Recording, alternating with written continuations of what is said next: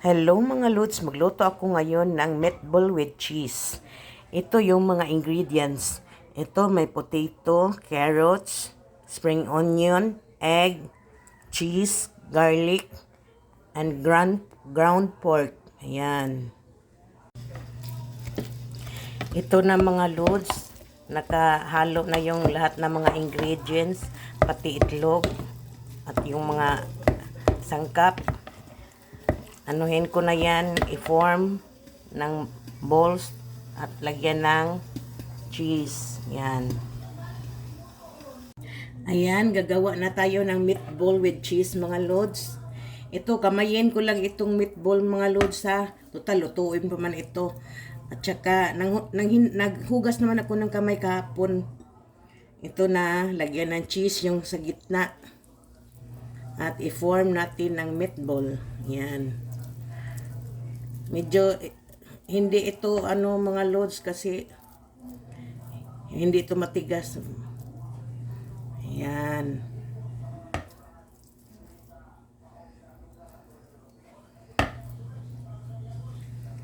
Ayan. Ganyan lang mga Lods. Meatball with cheese. Malaki ito. Hindi naman ito pang tinda. Konsumo ko lang. Yan.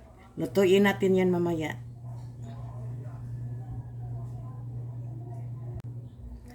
Ito na mga Lods, ang aking na forma na bula-bula or meatball with cheese. Yan.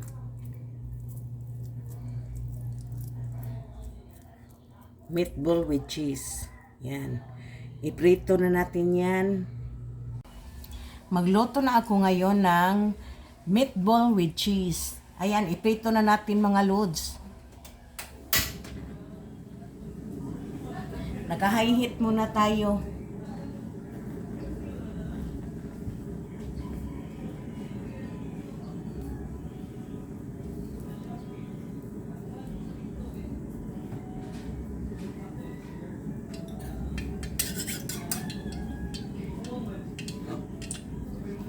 Ito na. Ayan. Hindi masyadong round, pero okay lang yan. Hindi naman yan pang pang tinda.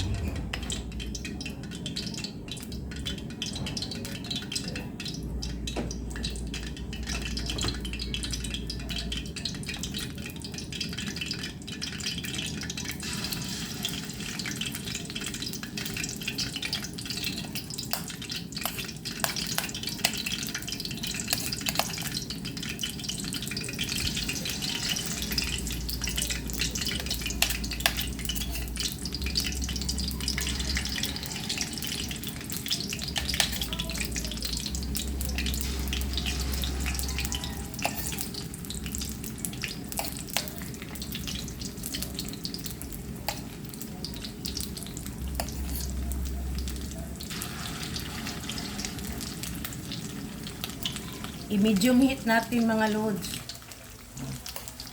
Kasi masyado yung malakas ang apoy.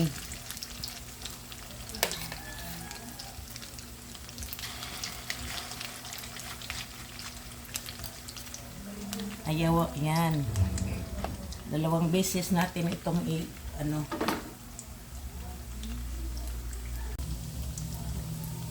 Ito medyo brown na itong kabila mga Lods. Iano natin. Baliktarin.